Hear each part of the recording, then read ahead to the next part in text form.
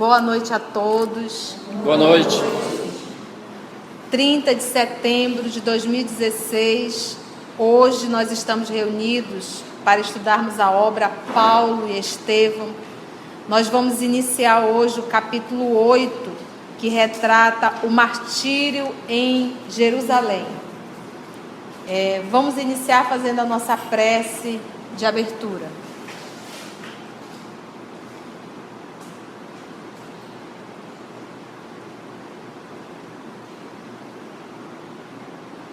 Senhor Jesus, nós iremos mergulhar nos textos profundos da história real, da vida desse grande divulgador do Evangelho, que é Paulo de Tarso. O mal tentando destruir a luz, Ele, Senhor, na fidelidade a Ti, irá passar por cima de tudo aquilo que Ele tem certeza, para que não venha danos à obra. É o testemunho desse apóstolo do bem. E que cada um de nós, Senhor da vida, possamos, nessas revelações, refletir as nossas atitudes e aprender com Ele o que é e como é um verdadeiro cristão. Muito obrigada, divino amigo. Muito obrigada, amigos espirituais. Rogamos a cada um de vocês que nos auxiliem nessa noite e que nos ajudem a compreender, a refletir, mas principalmente a sentir as lições que nos serão dadas. Muito obrigada, amor de nossa vida. Vamos lá? Aperta os cintos. Então, a vontade de Paulo seria fazer a viagem a Roma. Tudo programado. Chega um emissário de Jerusalém, informando a ele que Tiago estava precisando demais que ele fosse a Jerusalém, porque as perseguições haviam iniciado novamente. E Paulo recordou que ele não tinha tanta amizade com Tiago. Tiago sempre discordava das lições. Tiago, inclusive, obrigou a Paulo a aceitar determinadas atitudes que Paulo não aceitava dentro do cristianismo. Então ele sempre achou que Tiago lia em duas cartilhas. E Paulo é um homem muito decidido, muito reto dentro daquilo que ele acredita, dentro dos princípios, muito rígido, muito duro algumas vezes. Mas ele aprendeu a ter esse ato de dureza, de firmeza, tal qual é o Evangelho, para consigo mesmo. E começou já a entender, a compreender e ficar mais amolecido para os erros alheios. Então, ele decidiu realmente anuir, concordar com essa ida dele a Jerusalém. O nosso querido irmão Tiago solicitou que ele não fosse direto para a igreja. Por quê? Porque todos os judeus estavam aguardando a vinda dele. Já havia ordem de prisão para Saulo de Tarso. Se ele chegasse em Jerusalém, seria preso. Então, o Tiago, com muito cuidado, queria primeiro conversar com ele para poder apresentá-lo aos irmãos judeus. Vamos ver como vai desenrolar essa nossa história? Obedecendo às recomendações de Tiago, Paulo de Tarso hospedou-se em casa de Mnason. Antes de qualquer entendimento com a igreja, o apóstolo Galileu prometeu visitá-lo na mesma noite. Então, Tiago se prontificou a ir visitar logo Paulo assim que ele chegasse. Pressentindo acontecimentos de importância naquela fase de sua existência, O ex-rabino aproveitou o dia traçando planos de trabalho para os discípulos mais direto, porque ele era o líder. Fulano, você vai fazer isso, Beltrano, você vai fazer aquilo, já traçando as metas do trabalho. Ele é um trator, ele não para. Paulo não para. À noite, quando o espesso manto de sombras envolvia a cidade, Tiago apareceu, cumprimentando o companheiro em atitude muito humilde. Tiago, também ele estava envelhecido, exausto e doente. O convertido de Damasco, ao contrário de outras vezes, experimentou extrema simpatia pela sua pessoa, que parecia inteiramente modificada pelos reveses e tribulações da vida. Reveses, infortúnios. Trocadas as primeiras impressões relativamente às viagens e feitos evangélicos, o companheiro de Simão Pedro pediu ao ex-rabino lhe marcasse lugar e hora em que pudessem falar mais intimamente. Paulo atendeu de pronto, seguindo ambos para um aposento particular. O filho de Alfeu, Tiago, que é irmã de Levi, Levi é o Mateus, o evangelista. Tiago é irmão do evangelista Levi. O filho de Alfeu começou explicando o motivo de suas graves apreensões. Havia mais de um ano que os rabinos Eliaquim e Enoque deliberaram reviver os processos de perseguições iniciados por Paulo. Paulo, quando da sua movimentada gestão no Sinédrio, alegaram que o antigo doutor incidira nos sortilégios e feitiçaria da espúria grei, vamos traduzir. Alegaram que o antigo doutor, atingido nos malefícios e feitiçaria das falsas, das falsidades do povo, comprometendo a causa do judaísmo, e não era justo continuar tolerando a situação. Então, somente porque o doutor Tarsense de Tarso perdera a razão no caminho de Damasco. Então, para eles, Saulo tinha enlouquecido. Então, se o doutor da lei começou as perseguições, eles deveriam dar continuidade. Então, eles foram pegando todos os processos de perseguições que Paulo havia iniciado. Gente, só no deserto ele passou 3 anos. Quantos anos já se passaram aqui?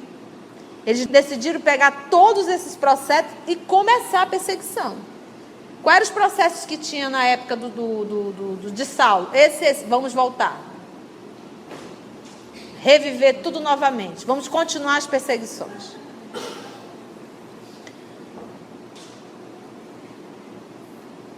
A iniciativa ganhara enorme popularidade nos círculos religiosos de Jerusalém. E o maior instituto legislativo da raça, o Sinédrio, aprovou as medidas propostas. Ele contando e Saulo ouvindo tudo. Paulo ouvindo tudo.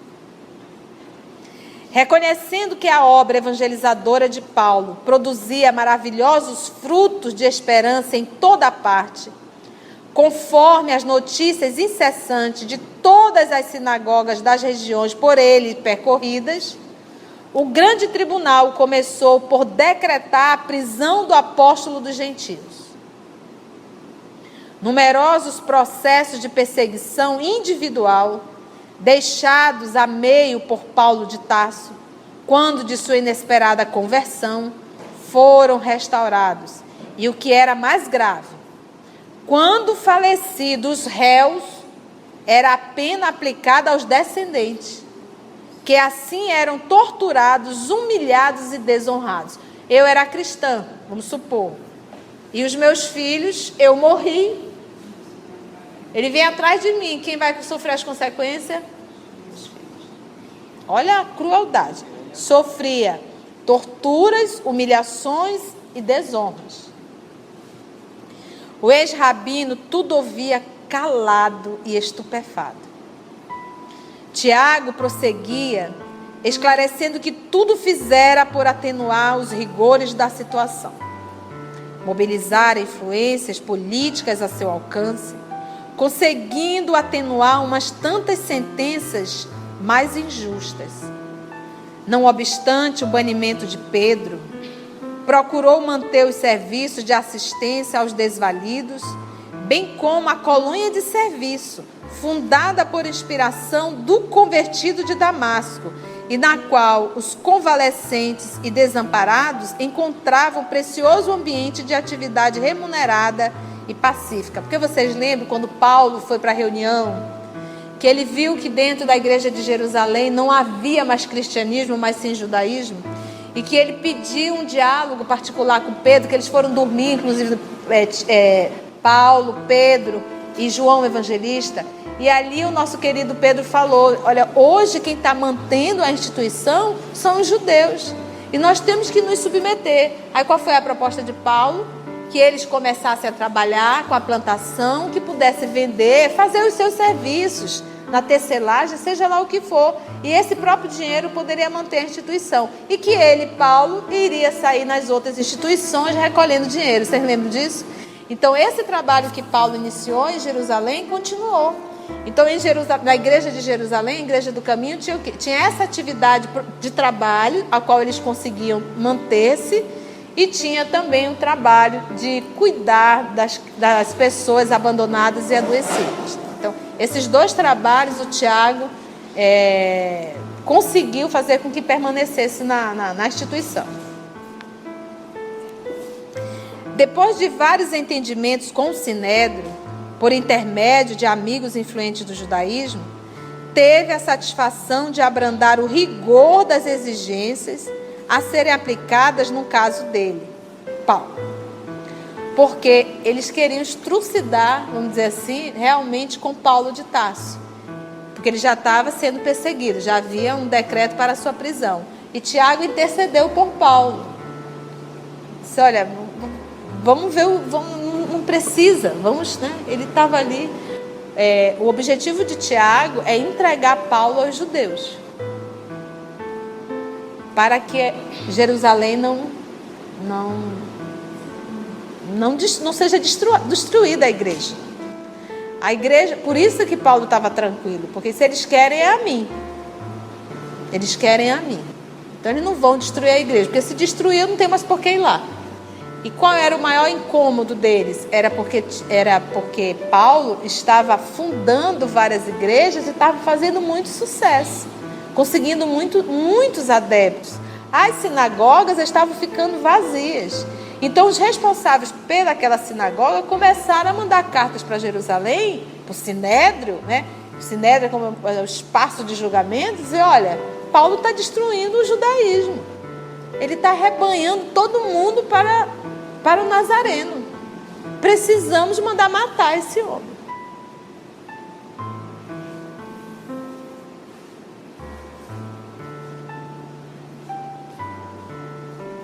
O ex-doutor de Tarso ficaria com liberdade de agir. Olha o que ele conseguiu. Poderia continuar defendendo suas convicções íntimas. Agora, olha só. Daria, porém, uma satisfação pública aos preconceitos de raça, atendendo aos quesitos que o Sinédrio lhe apresentaria por intermédio de Tiago, que se mostrava seu amigo.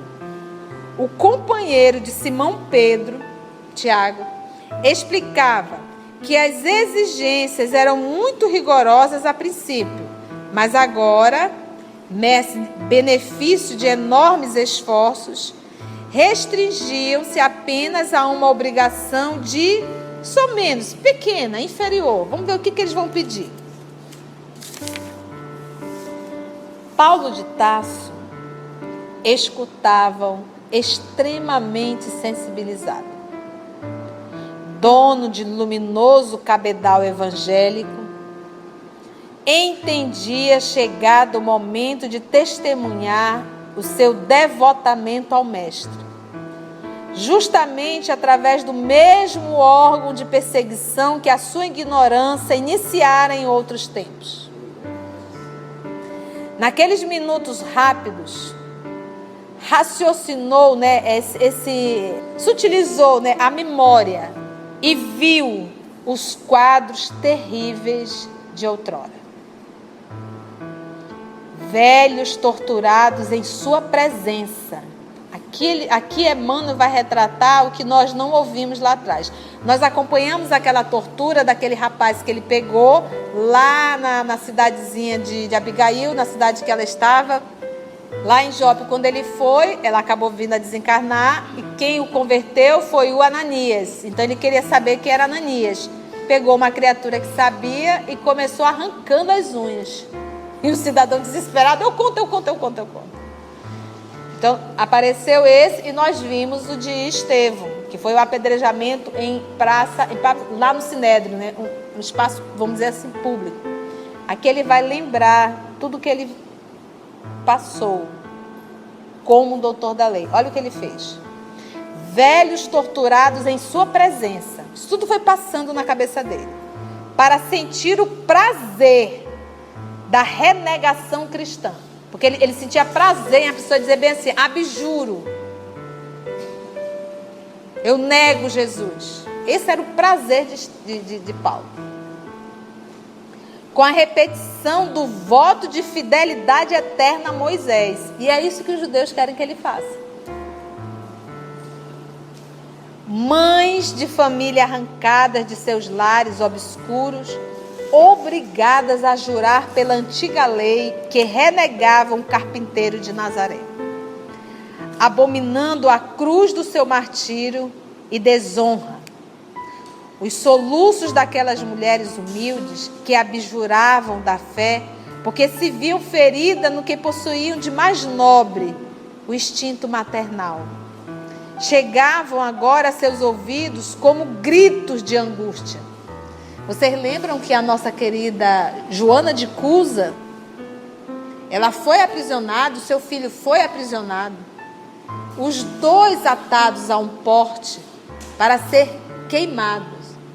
O soldado não queria queimá-lo, queria que ela apenas abjurasse, que ela negasse. Então ele começou a torturar a mãe, chicoteando o filho. E ela calada.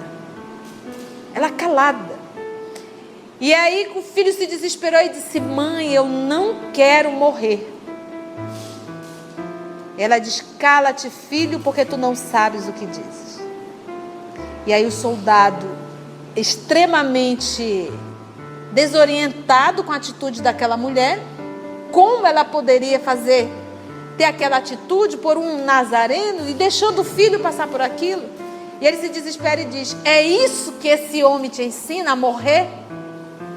E ela diz, não só a morrer, mas a te amar e a te perdoar.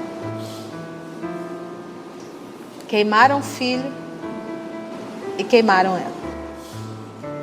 Conta Humberto de Campos que quando ela estava sentindo as labaredas, ela sente uma mão no ombro e diz, foste fiel, filha, até o fim. Era Jesus. Me diz, você numa situação dessa? Você vendo seu filho desesperado gritando, mãe, renega. Eu não quero morrer. Ela não negou. Muitas negaram. Era tortura. E isso tudo Paulo estava revivendo na sua memória. Mulheres humildes que abjuravam da fé porque se viam feridas no que possuíam de mais nobre, o instinto maternal. Chegavam agora a seus ouvidos como gritos de angústia, clamando resgates dolorosos. Todas as cenas antigas desdobravam-se-lhe na retina espiritual, sem omissão do mais insignificante pormenor. Tudo fica gravado. Moços robustos, que era apoio de famílias numerosas, que saíam mutilados do cárcere. Corta a mão, corta o braço, corta a perna. Mutilados. jovens que pediam vingança, crianças que reclamavam os pais encarcerados. Entestando, defrontava-se às revocações encapeladas, agitadas. Passou ao quadro da morte horrível de Estevão, com as pedradas e insultos do povo.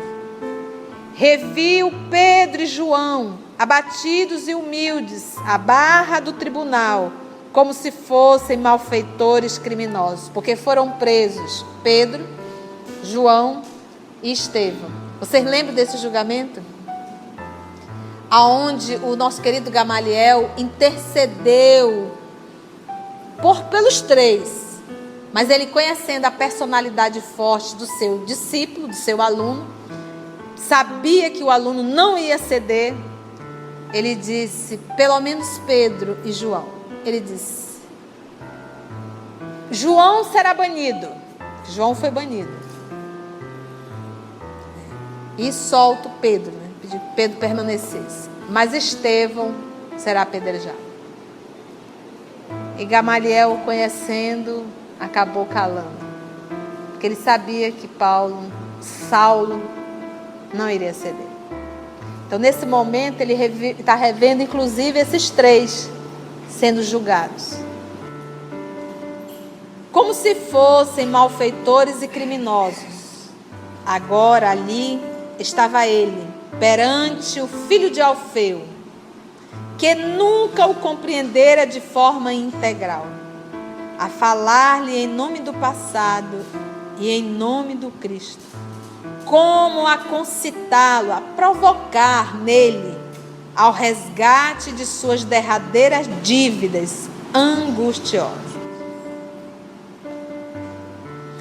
Paulo de Tarso sentiu que uma lágrima lhe apontava nos olhos, sem chegar a cair. Que espécie de tortura lhe estaria reservada? Quais as determinações da autoridade religiosa a que Tiago se referia com evidente interesse? Quando o companheiro de Simão fez uma pausa mais longa, o ex-rabino perguntou, muito comovido: que pretendem eles de mim? O filho de Alfeu fixou nele os olhos serenos e explicou: depois de muito relutar, os israelitas congregados em nossa igreja vão pedir-te apenas que pague as despesas de 4 homens pobres que fizeram voto de Nazireu, comparecendo com eles no templo durante 7 dias consecutivos, para que todo o povo possa ver que continuas bom judeu e leal filho de Abraão. À primeira vista, a demonstração poderá parecer pueril, entretanto, colima, como vês, satisfazer a vaidade farisaica. Ou seja, se colima o alvo, é satisfazer, como ele coloca aí, a vaidade farisaica. O ex-rabino fez um gesto muito seu quando contrariado e replicou. Eu não sei qual era esse gesto muito seu. Quando ele estava contrariado, você imagina, é humilhar realmente. Ele está achando isso um absurdo. Imagina ele fazer todo o ritual judaico, pegar os nazireus, são aqueles que se devotaram à castidade, a viver uma vida de simplicidade, pobres, eles são pobres, daria dinheiro a eles. Isso é um ritual judaico. É isso que eles querem. Ele estava preparado para a morte. O ex-rabino fez um gesto muito seu quando contrariado e replicou: pensei que o sinédrio ia exigir minha morte. Tiago compreendeu quanto de repugnância transbordava de semelhante observação e objetou Tiago: bem sei que isso te repugna, e, contudo, insisto para que acedas. não por nós propriamente, mas pela igreja e pelos de futuro nos hajam de secundar. De apoiar. Isso Obtemperou Paulo com enorme desencanto. não representa nobreza alguma. Essa exigência é uma ironia profunda e visa reduzir-nos a crianças de tão fútil que é. Não é perseguição, é humilhação. É o desejo de exibir homens conscientes como se fossem meninos volúveis e ignorantes. Olha a consciência dele. Humilhar. Atenção, realmente é humilhar. Fazer com que Paulo se submeta a fazer essa atitudezinha horrorosa. Dentro da concepção de Paulo, que é um cristão. Tiago, porém, tomando uma atitude carinhosa, que o ex-rabino jamais lhe surpreender em qualquer circunstância da vida, falou com extrema ternura fraternal, revelando-se ao companheiro surpreendido por outro prisma, por um outro modo, né? Sim, Paulo, compreendo tua justa aversão. O Sinédrio, com isso, pretende achincalhar nossas convicções. Sei que a tortura na praça pública te doeria menos. Entretanto, supões que isso não represente para mim uma dor de muitos anos? Olha, gente, Tiago está revelando aqui que durante todos esses anos ele se humilha para o judaísmo. Ele está dizendo aqui: eu nunca concordei, Paulo. Vocês estão entendendo? Paulo não brigava com ele, brigava. Ele está dizendo, olha o que ele diz: sim, Paulo, compreendo tua justa aversão. Compreendo, eu sei. O Sinédrio com isso pretende achincalhar, ridicularizar nossas convicções. Sei que a tortura na praça pública te doeria menos. Entretanto, supões que isso não representa para mim uma dor de muitos anos? Quer dizer, para ele sustentar a obra, né? Ele vinha se humilhando há anos e anos. E até eu lá no início não estava entendendo. Ele estava se humilhando. O que Paulo vai fazer agora, essa ceninha, esse circo, ele vinha fazendo para que não viesse dano à obra. Ele diz, ele se revela aqui. Entretanto, supões que isso não representa para mim uma dor de muitos anos? Acreditarias, acaso, que minhas atitudes nascessem de um fanatismo inconsciente e criminoso? Olha só. Compreendi muito cedo, desde a primeira perseguição, que a tarefa de harmonização da igreja com os judeus estava mais particularmente em minhas mãos. Como sabes, o farisaísmo sempre viveu numa exuberante ostentação de hipocrisia, mas convenhamos também que é o partido dominante, tradicional, das nossas autoridades religiosas. Desde o primeiro dia, tenho sido obrigado a caminhar com os fariseus muitas milhas para conseguir alguma coisa na manutenção da Igreja do Cristo. Ele está seguindo a lição de Jesus. Se o teu inimigo te convidar para andar 1000, ande 2000. Se ele te pedir a túnica, ofereça também a capa. É isso que ele está citando aqui. Desde o primeiro dia tenho sido obrigado a caminhar com os fariseus muitas milhas para conseguir alguma coisa na manutenção da Igreja do Cristo. Aí ele vem mais, olha aí. Fingimento? Não julgues tal. Muitas vezes o Mestre nos ensinou na Galiléia que o melhor testemunho está em morrer devagarinho, diariamente, pela vitória da sua causa. Esse morrer é quem? Muitos dos nossos movimentos não é pela causa, é pelo orgulho. Ele coloca morrer devagarinho, calar. Muito forte isso aqui. Eu já li várias vezes, mas hoje me cai com mais lucidez a atitude de Tiago. O sofrimento de Tiago. Enquanto Paulo saía para as pedradas externas,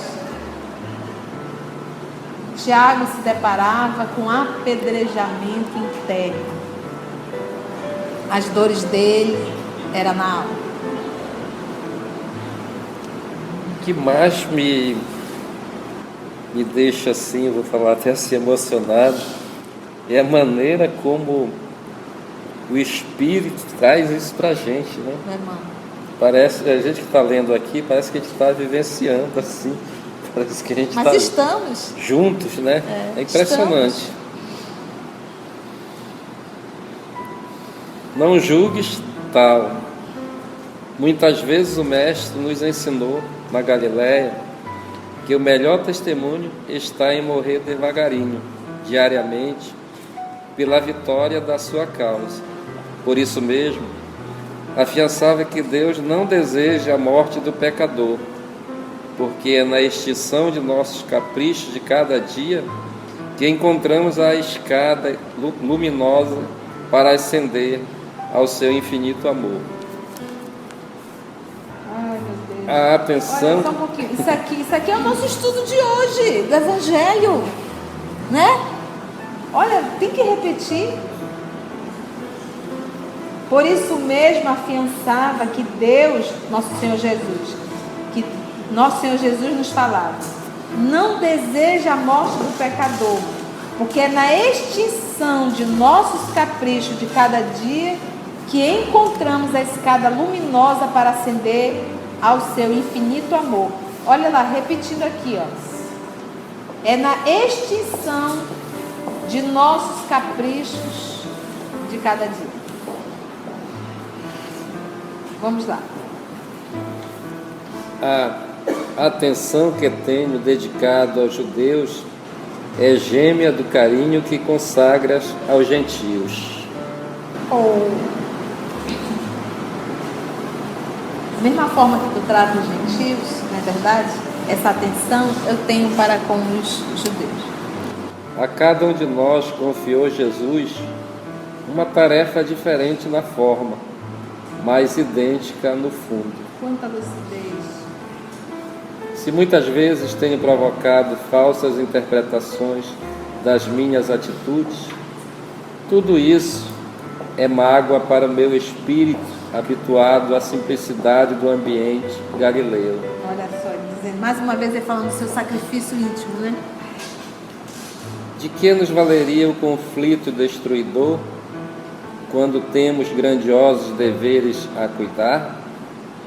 Importa-nos saber morrer para que nossas ideias se transmitam e floresçam nos outros. Mais uma vez, a nossa fala de hoje, o que a gente estava estudando. De que nos valeria o conflito destruidor? Porque discutir na fila, discutir na parada do ônibus, sair impondo tudo, é destruidor, não tem jeito. E ele coloca, quando temos grandiosos deveres a cuidar, muito maior do que esse. Saber calar, né? Importa-nos saber morrer, para que nossas ideias se transmitam e floresçam nos outros. É a atitude. É muito forte, né? É muito forte. As lutas pessoais, ao contrário, estiolam as melhores esperanças. Olha aí. Esse estiolo é atrofiar, tá, gente? Olha só. As lutas de ordem o quê? Pessoais. É o que eu acredito, é o que eu acho. O que faz aí?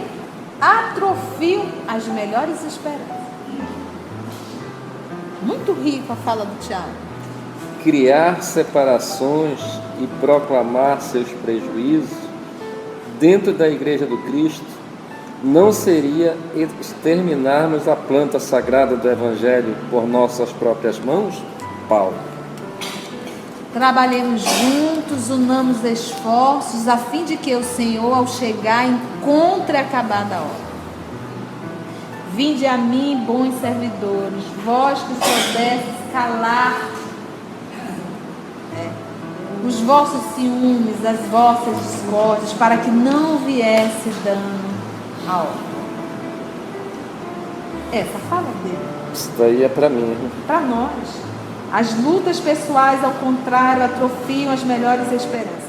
Criar separações e proclamar seus prejuízos dentro da Igreja do Cristo não seria exterminarmos a planta sagrada do Evangelho por nossas próprias mãos?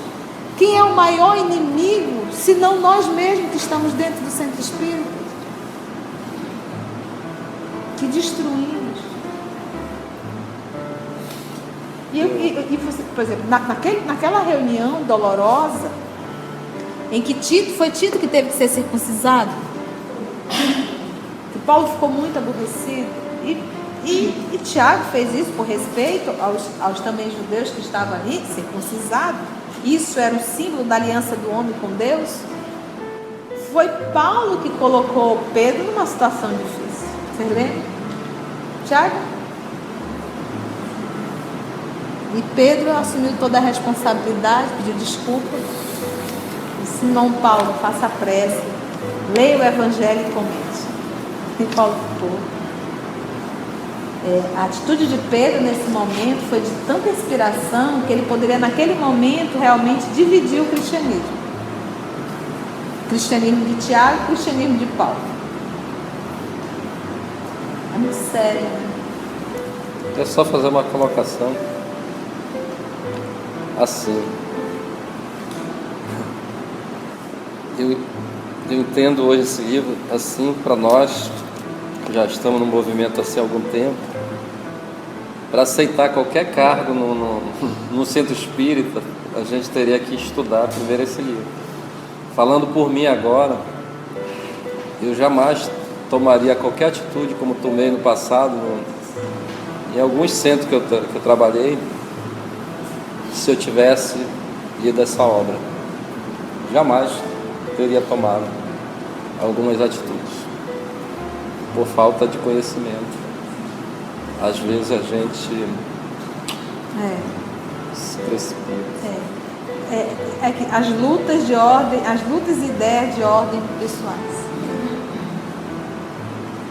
Você imagina que quando Jesus foi preso, Pedro puxou a espada e cortou a orelha de um soldado.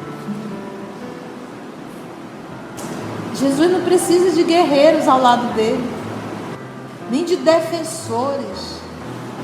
Ele quer apenas que nós nos amemos uns aos outros.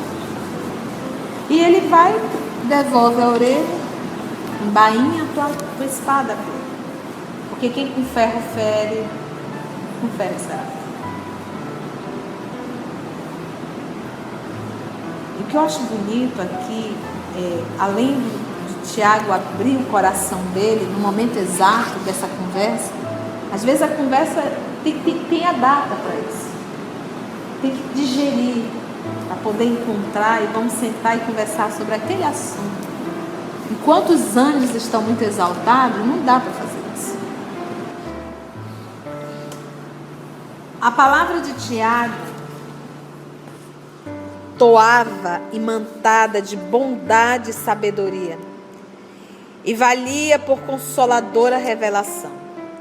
Os galileus eram muito mais sábios que qualquer dos rabinos mais cultos de Jerusalém, porque ele era um galileu. E Tiago, segundo as anotações de Humberto de Campos, era primo de Jesus em algum grau, porque a mãe dele, Cleófas, era parenta de Maria. Então eles tinham algum parentesco. E era eles que eram chamados de irmão do Senhor. Porque dentro da cultura judaica, os primos são tratados como ahi, irmãos. A palavra de Tiago toava imantada de bondade e sabedoria e valia por consoladora revelação. Os galileus eram muito mais sábios que qualquer dos rabinos mais cultos de Jerusalém.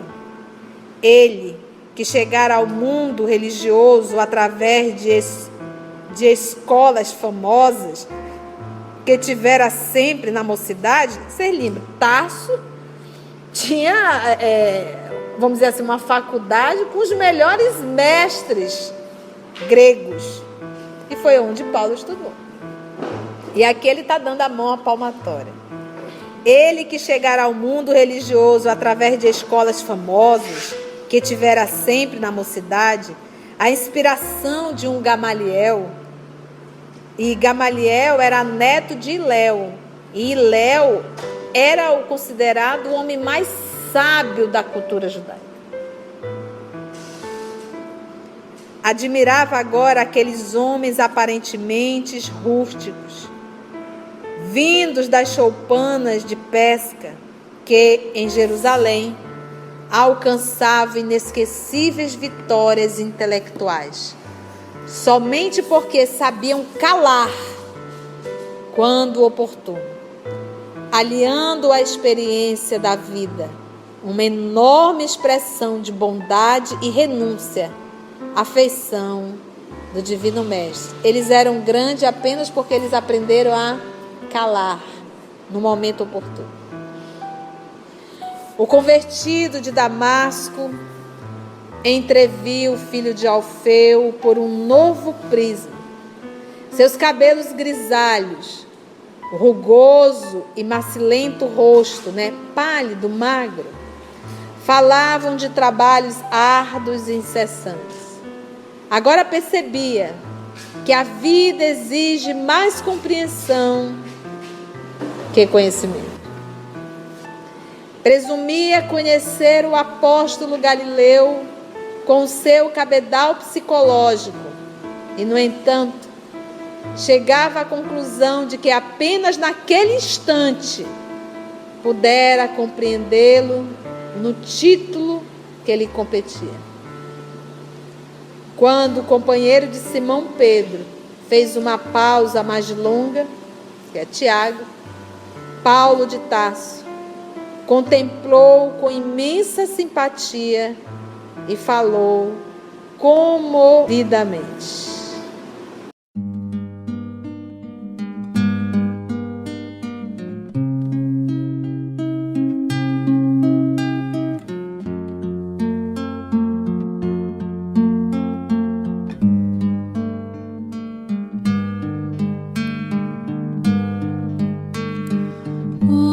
Estiveres agora, nosso bom Deus te guarde.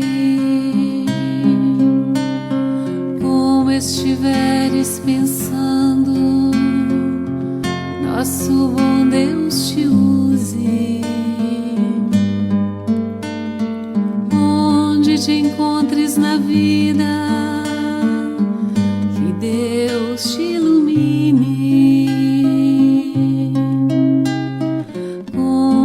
Esteja seguindo, nosso Senhor te guie. No que fizeres tu, peço ao bom Deus que possa te amparar, e em cada passo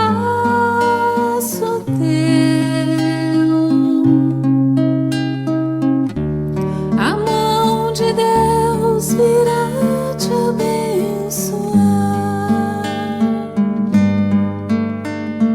Como estiveres agora, nosso bom Deus te guarde.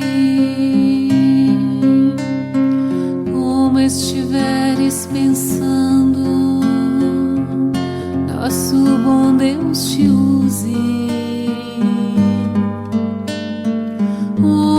te encontres na vida, que Deus te ilumine com quem esteja seguindo, nosso Senhor te guie no que fizeres tu. Peço ao bom Deus que possa te amparar e em cada passo teu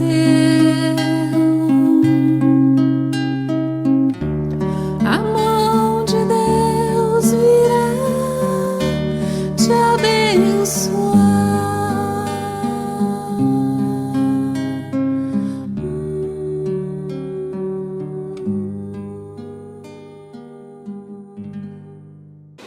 Cenas do próximo capítulo. Muito material para pensarmos. Muito rico, né?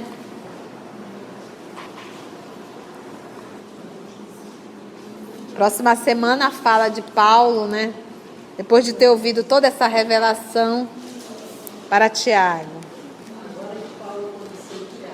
Agora que Paulo conheceu Tiago. Ele apenas fez a sua avaliação, né? A sua aparência, né? O seu julgamento, né? Exatamente. Ele julgava pelos seus conceitos. Ele não estava dentro de Tiago para saber verdadeiramente os sentimentos, para saber o que ia na alma realmente de Tiago. O porquê daquele comportamento. Gostaram? Muita reflexão. Alguma pergunta ou algum comentário? Só que essas lições aqui é um tesouro, né? São. A gente tem que ler. Quando ler a segunda, a terceira vez, vai compreender melhor. É por isso que aquilo até que o nosso irmão Grago falou, e é verdade, essa é uma obra que deve ser estudada pelo trabalhador espírita. Por quê? Porque ela retrata verdadeiramente, ela vai retratando relacionamento, convivência, dificuldade dentro do centro espírita, de um centro religioso. E isso, meus irmãos, não é apenas dentro do centro espírita. São todos, aonde existe gente, aglomerado, relacionamento, exatamente haverá. Você tem que aprender a calar dentro de casa, a compreender as limitações do outro. E às vezes nós demoramos a entender que o outro também é um ser doente, adoecido. Na fala do André Luiz, ele diz assim: trate os seus familiares como se fossem visitas. Da mesma forma que você trata uma visita. E eu fiquei pensando, de repente você pode apenas avaliar de uma forma superficial. A visita mas a visita, aí você vai aumentando essa reflexão. Você não entra na intimidade da visita. Você respeita, às vezes, a colocação da visita. Você não toma nada para o pessoal, porque é só uma visita. Então, às vezes, o que nos falta também é respeitar o outro. Respeitar a decisão do outro, por mais que eu não concorde. Então, viver em família também é uma dificuldade muito grande, mas eu acho que nos passa... É isso, sabe? É saber o limite, não ir além. Isso para a vida conjugal, para tudo. Você às vezes invade demais a privacidade do outro. O que tu está fazendo? O que tu queres? O que é isso? O que é aquilo? Isso é desagradável demais. Então, trate como se fosse uma visita. Seja gentil. Sirva o café. Pergunte se quer água, né? A geladeira está ali. A geladeira está ali. E a visita nós não conhecemos. Assim como nós não conhecemos as pessoas e nem nós mesmos. É verdade. Daí a gente está aqui estudando autoconhecimento, autodescobrimento e se surpreende consigo mesmo. A partir do estudo do Evangelho. O Evangelho É verdade. Essa fala de Tiago é assim, realmente muito rica, muito importante. E esse embate, você lembra que o primeiro momento, o Paulo não quis ir. Disse, não vou. E aí ele se afastou um pouco dentro da igreja, em Corinto, pegou um pergaminho e abriu. Reconcilia-te depressa com o teu inimigo. Fechou, não precisa explicar mais nada. Eu sei que eu tenho que ir. E realmente entender a visão do outro, né? A visão do outro. E a gente vai ressignificando.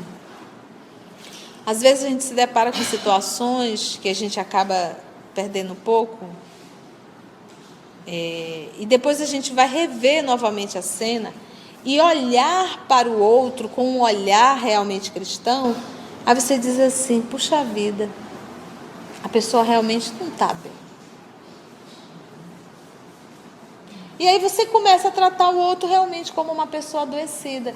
É aquela história simplória da nora e a sogra. A nora não suportava a sogra. Foi procurar um feiticeiro para fazer uma beberagem para matar a sogra. Ele disse, vou fazer a beberagem, você dá o chá, em 6 meses ela morre. Mas para que não levante suspeitas a teu respeito, trate-a muito bem. E ela começou a servir o chá, na Índia, né, o hábito, começou a servir o chá e tratar muito bem a sogra, Com 3 meses, a sogra estava chamando ela de filha, e ela chamando a sogra de mãe.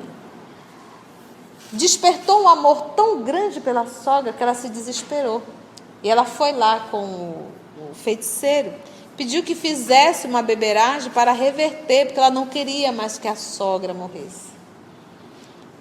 E ela disse assim, porque eu a amo. Ela mudou muito. Disse, não. Foi você que mudou. E quando a gente muda, o mundo muda. E não se preocupe, o chá não era veneno, era vitamina. Então nós sempre queremos que o outro mude. Na verdade, esse movimento tem que ser em nós. Vamos orar? Agradecermos assim a presença dos amigos espirituais que aqui se fizeram e ainda estão nos auxiliando no entendimento. Amigo Jesus, nós te agradecemos por esse banquete de tantas informações, de tantos ensinamentos. Te agradecemos, Senhor, pelo nosso dia a dia, por todos os desafios. Mas te pedimos, Senhor, que tenhamos olhos de ver e ouvidos de ouvir. Que esses teus ensinamentos não fiquem apenas em nossa mente, mas que a gente possa trazer em nosso coração, em nossos sentimentos, que a gente de fato possa abraçar e levar a todos aqueles que a gente encontra em nosso caminho, principalmente os que estão dentro de nossa casa, em nosso lar. Que essa reforma que a gente procura tanto, Senhor, que a gente consiga ter esse autoencontro. Nós só temos a te agradecer, Senhor, pelo teu carinho, pelo teu amor, pela tua amizade, pelo teu exemplo. Agradecemos também a Maria, mãezinha querida, que possa envolver cada um de nós no teu sentimento, que a gente possa sair daqui melhor do que quando chegamos e que de fato a gente possa ser espírita lá fora, no nosso dia a dia, nos nossos embates, nos nossos desafios, em todo e qualquer lugar que a gente vá, com toda e qualquer pessoa que a gente encontre em nosso caminho. Que nós sejamos realmente verdadeiros filhos de Deus. Muito obrigado, Senhor. Obrigado aos amigos espirituais que possam nos envolver e envolver a todos aqueles também que não puderam se fazer presentes na noite de hoje. Fica conosco, Senhor, agora e sempre. O nosso muito obrigado. E assim seja.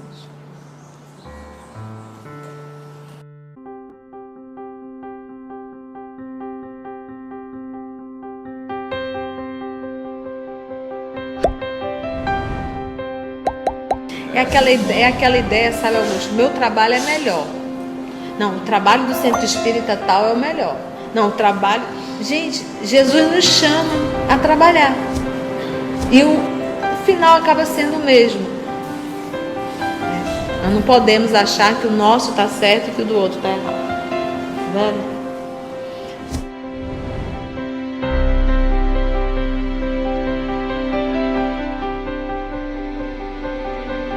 Lições para toda uma vida.